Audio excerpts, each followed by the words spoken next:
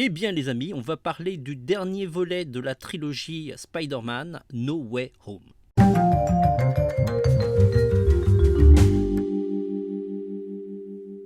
Hello les amis, j'espère que vous allez bien. Nous revoilà pour une critique ciné autour d'un film ultra attendu pour ces fêtes. Je veux dire Spider-Man No Way Home. Le culte du secret pour ce film a été énorme. Pour vous dire, on a vu le film ce matin au moment où je vous publie cette vidéo. En général, on voit les films un peu en avance, histoire d'avoir le temps de cogiter et de bien réfléchir sur cette critique. Mais pour ce film, la peur du spoiler est tellement énorme qu'ils ont préféré nous montrer le film vraiment au dernier moment. C'est assez rare, mais il y a des films qui se justifient, comme par exemple les Avengers. Comme d'habitude, pour toutes nos critiques, on va pas du tout spoiler.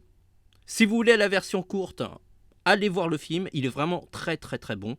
D'ailleurs, les critiques de Rotten Tomatoes sont à 100%.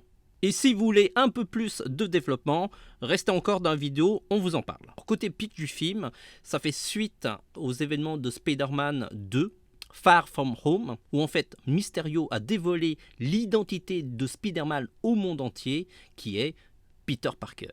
Du coup, Peter n'a plus de vie privée et tous ses faits et gestes sont épiés. Voyant que sa vie sociale commence à se désagréger petit à petit, il va demander de l'aide de Doctor Strange pour essayer de résoudre ses soucis comme par magie. Mais voilà, toute chose a un prix. Ce dernier film de Spider-Man est vraiment très intéressant parce qu'il est réalisé par le même réalisateur du premier jusqu'au troisième. C'est assez rare, par exemple pour les Star Wars, c'est pas le même réalisateur. Et d'un autre côté, c'est hyper bien parce que ça assure une certaine cohérence. Du premier Spider-Man Homecoming jusqu'à ce dernier Spider-Man, le personnage évolue et on sent bien que le réalisateur avait une idée précise de là où il voulait amener son personnage. J'avais un peu peur qu'avec la présence d'énormément de personnages, que ce soit les méchants ou Doctor Strange, que en fait la présence de Spider-Man était un petit peu effacée. C'est le film de Spider-Man avec un max de méchants. Et Peter Parker aura besoin de bien plus que 4 paires de pattes pour pouvoir se sortir du pétrin. Alors je sais que pas mal d'entre vous veulent savoir si les rumeurs étaient fondées, et je vais pas tourner autour du pot, certaines rumeurs disaient vrai. Cependant, c'est pas seulement ces éléments-là qui font de ce film un très bon film. Ça y contribue, mais avant tout, l'histoire sublime la mythologie de Spider-Man. Les thèmes musicaux de Homecoming sont très bons, les effets spéciaux sont plutôt crédibles. Il y a quelques scènes où je suis un peu moins convaincu parce qu'il y a des combats dans des vastes zones et on sent qu'il y a beaucoup de CGI. Par contre, les scènes avec le Doctor Strange sont vraiment extraordinaires, c'est vraiment une explosion dans le cerveau.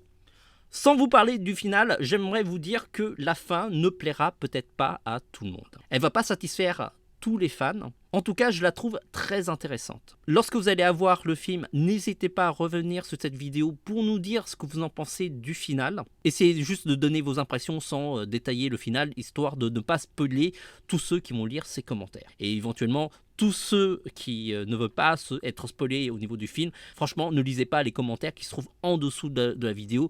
Vous avez une chance sur 2 de vous faire spoiler. En tout cas, je pense que ce film a beaucoup matière pour être discuté parce qu'il chamboule énormément le MCU. Il y a 2 scènes de poche générique. La première n'est pas ultra importante, même si elle met un élément d'évolution sur les prochains Spider-Man. En tout cas, la dernière scène de poche générique est vraiment de malade. Elle est tellement longue qu'on peut se dire que ce n'est plus une scène de post-générique, mais plutôt un teaser ou une bonne annonce. Ça annonce du méga lourd, et en plus, d'une certaine manière, si vous avez regardé la série What If de Disney+, ça met quelques éléments assez intéressants. Ce Spider-Man est adapté pour tous les publics. Notre note est clairement de 5 sur 5. On a adoré, j'ai hâte de le revoir ce week-end. D'ailleurs, c'est prévu.